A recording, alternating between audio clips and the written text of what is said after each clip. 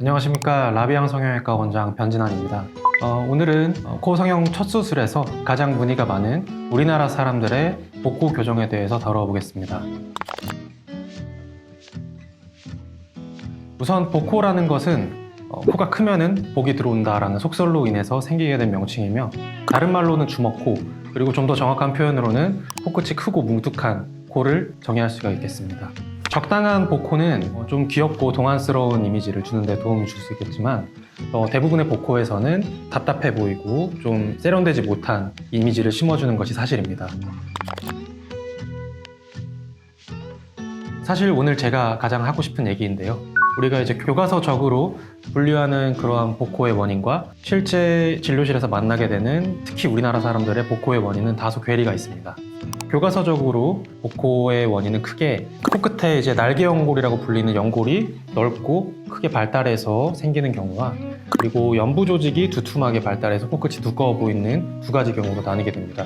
하지만 이는 대부분 이제 서양인들 기준으로 만들어진 정의이고, 실제로 우리나라 사람들의 코에 대입을 하기에는 원론적인 얘기라고 할 수가 있겠습니다. 그래서 실제 이제 내원해 주시는 동양인들, 그 중에서도 특히 국내 환자들의 경우에는 간혹 가다가는 이 연골 자체가 발달된 경우도 있지만, 대부분은 연조직이 좀 크고 발달된 경우가 많습니다. 그래서 제가 생각하는 우리나라 사람들의 복코의 분류는 크게 피부가 말랑하고 잘 늘어나는데 안쪽에 있는 피하 지방 조직이 발달된 경우와, 그리고 피하 지방 조직보다는 이제 피부 자체가 두껍고 딱딱한 그러한 경우로 나누어 볼 수 있겠습니다.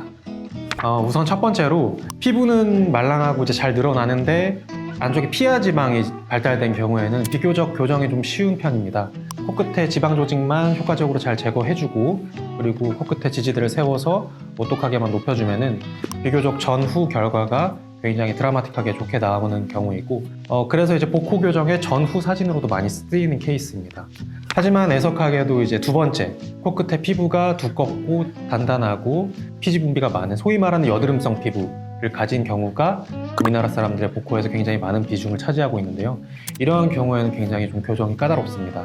전후도 좀 드라마틱하지 않는 경우가 많은데요.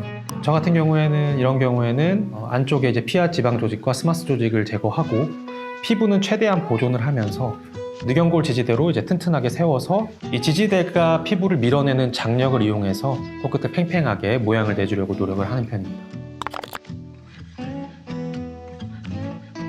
앞서 설명드린 것과 같이 우리나라 사람들의 복코에 있어서는 대부분 이제 연골 발달이 미치는 영향이 미미한 경우가 많기 때문에 날개 연골을 잘라낸다든지 그런 불필요한 조작을 하게 되면은 코끝이 찝혀 보인다든지 아니면 이제 콧구멍의 모양이 변형이 온다든지 그런 확률이 있을 수 있으므로 굉장히 주의해야 합니다.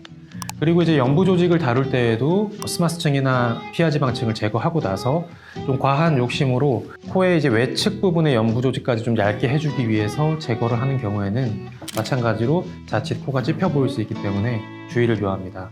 그리고 가장 까다로운 케이스인 코끝의 피부가 이제 두껍고 단단하고 이제 지성인 그런 피부를 가지신 분들은 당연히 피하지방 조직 제거만으로는 한계가 크므로 간혹 가다가 이제 피부의 진피층 일부를 제거를 하고 벌려서 박리를 한다든지 이러한 경우는 이제 굉장히 위험하다고 할 수 있겠습니다.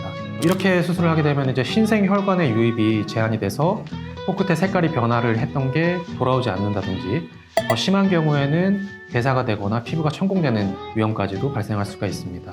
그래서 이제 이런 경우에는 아까 설명드렸다시피 욕심내지 않는 선에서 안전하게 높이를 세워서 한계점이 있다는 것을 분명히 인지를 하고 수술을 하는 것이 좋습니다. 그렇게 되면 이제 두껍고 단단한 피부 같은 경우에는 기대치를 낮춰라, 뭐 한계가 있다, 이게 결론이냐라고 하실 수 있는데 맞습니다.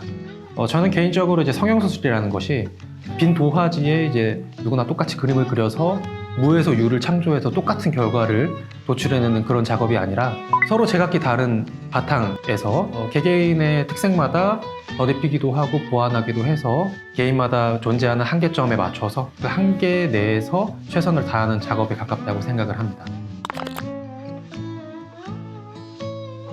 복코와 콧볼을 보통 같은 개념으로 생각하시는 분들이 생각보다 많은데요. 복코라는 것은 코끝이 크고 뭉툭한 것을 얘기를 하고, 콧볼이라는 것은 콧날개, 양쪽으로 퍼져 있는 콧날개를 칭하는 것이므로 이것은 이제 별도의 개념으로 생각하는 것이 맞습니다.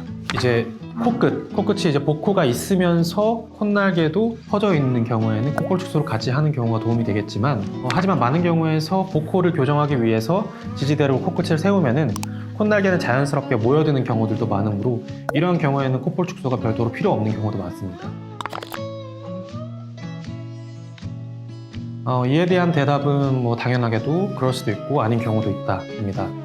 이전 수술에서 물론 지방 조직을 제거를 덜 했고 그리고 피부가 비교적 말랑말랑해서 코끝이 늘어날 여지가 있다면은 코끝의 높이를 좀 더 세워주어서 개선이 가능합니다. 하지만 실제로 이제 재수술 케이스로 만나는 분들은 대부분은 안쪽에 흉터 조직이 두껍게 자리를 잡고 있고 피부도 좀 단단한 경우가 많습니다. 이러한 경우에 만약에 흉 조직을 과하게 제거해서 무작정 피부를 얇게 하려고 하다가는 코끝의 폐임이라든지 혈액순환 장애, 나아가서는 괴사까지도 이를 수 있습니다.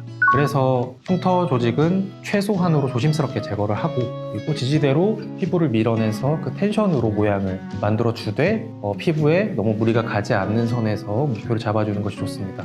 그래서 이러한 경우에는 분명히 한계점을 인지를 하고 목표치를 너무 드라마틱하게 잡아서는 안 될 것입니다.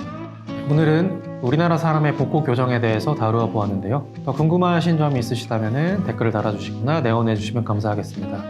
이상 라비앙 성형외과 원장 변진환이었습니다. 감사합니다.